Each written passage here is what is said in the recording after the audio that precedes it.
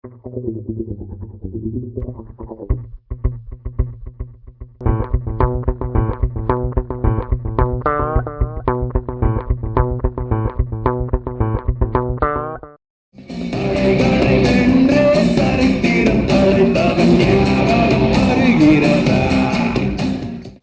கண் இவருடன் இவர் குழந்தையா இருக்கிறதுலேருந்து பேசிட்டு இருக்கிற கண். அதற்கு காரணம் அந்த கண் நான் குழந்தையா இருக்கும்போது எங்க கூட பேசிட்டு இருந்துச்சு. கண்ணு பேசுது அப்படிங்கிறதெல்லாம் சொல்லிட்டு இருந்தீங்க. நாங்கள் பேச கற்றுக்கிட்டதே அவர் டைலாக்ஸை வச்சு தான். இப்போ சொல்லியிருந்தார் அவர். இதில் ஒரு வாட்டி என்னை சந்தோஷப்படுத்துறதுக்காக நினைக்கிறேன், ஒரு பேட்டியில் ஐயா சொல்லியிருந்தாங்க, பிரபு என் மடியில் இருந்ததை விட கமல் ஜாஸ்தி என் மடியில் உட்காந்துருக்கா அப்படின்னு. ஏன்னா அவங்கெல்லாம் பிஷப் காட்டன் அந்த மாதிரி வெளியூர் ஸ்கூலில் படிச்சுட்டு இருந்தாங்க. நான் தான் அங்கே அவர் கூடயே தெரிஞ்சுட்டு இருந்தேன்.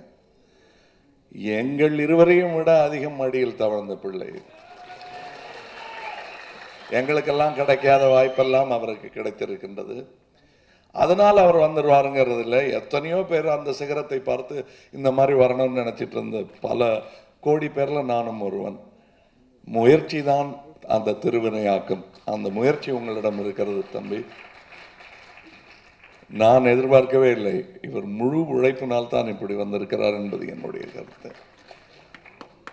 ஜீன்ஸ் எல்லாம் சொல்லுவாங்க, நீங்கள் நம்பலாம், பட் உழைப்பு இல்லாமல் முடியாது. அது இவருக்கு இருக்கிறது. ஆசி, அவருடைய ஆசி இருக்கிறது. குமுக்கி விழாவில் பேசினேன், இமாம் அவர்களை பாராட்டினோம். அந்த இசை என்னை கவர்ந்தது போலவே பல கோடி தமிழர்களை கவர்ந்தது. அதே நிகழ்வு இந்த படத்தின் இசையிலும் நடக்கும் என்று நான் நம்புகிறேன். கௌரவ் அவர்களை பற்றி சொன்னார்கள். நான் சற்று தாமதமாக வந்தேன், மன்னிக்க வேண்டும். அதனால் முழுசாக எல்லாம் பார்க்க முடியல. பட் ஒரு சோறு பதத்தில் பானையில் சோறு எப்படி ஆக்கியிருப்பீர்கள் என்று புரிகிறது. இங்கே இது ஒரு குடும்பம். வெவ்வேறு வீடுகளிலிருந்து வந்தாலும் அன்னை இல்லம் எங்களுக்கு எல்லாருக்கும் வீடு. இந்த சங்கமத்திற்கு மூல நதியாக இருக்கும் அவரை என்றென்றும் வணங்கிக் கொண்டிருக்கிறோம். அந்த குடும்பத்தில் என்னையும் ஒருவனாக ஏற்றுக்கொண்ட அவருக்கும் அவர் குடும்பத்தாருக்கும் என் நன்றி. இந்த படம் வெற்றியடைய வேண்டியது எனக்கு முக்கியம், இவருக்கு முக்கியம் போல. நல்ல சந்தோஷம் இருக்கிறது. இங்கே என்னை பார்ப்பதற்காகவே பெங்களூர்லேருந்து வந்த நண்பருக்கு நன்றி. அவர்கிட்ட கற்றுக்கிட்டேன்னு சொன்னார் டைரக்டர். கற்றுக்க வேண்டிய விஷயம் பல இருக்கிறது. இவர் எங்கிட்டேருந்து கற்றுக்கிட்டு இருக்கும்போது நானும் அவர்கிட்ட கற்றுக்கிட்டு இருந்தேன். பல விஷயங்கள் கில்லாடி ஜான் அவர். அதில் அது எல்லா வித சிக்கல்களையும் கோபமாக இருக்கிற நேரத்தில் கோபமாக பேசி டக்குன்னு உடனே சிரித்து சாரி சொல்லி தேங்க்யூ சொல்லி எட்டி உதச்சி என்ன நடக்கணுமோ அந்த தேரை உருட்டுறதுக்கு என்ன பண்ணணுமோ எல்லாம் பண்ணிவிடுவார். அது ஒரு தனித்திறமை.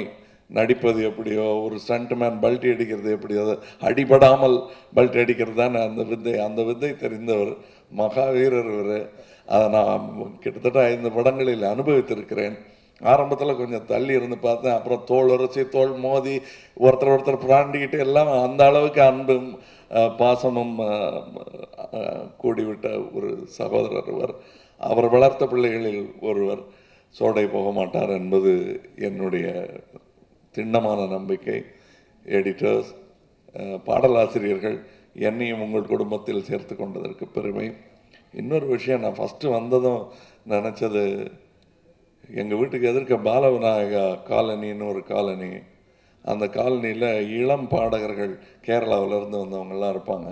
அதில் ஒருத்தர் ஒரு தமிழ் சினிமாவில் ஒரு பாட்டு பாடினார். அந்த பாட்டு எனக்கு ரொம்ப பிடிக்கும்.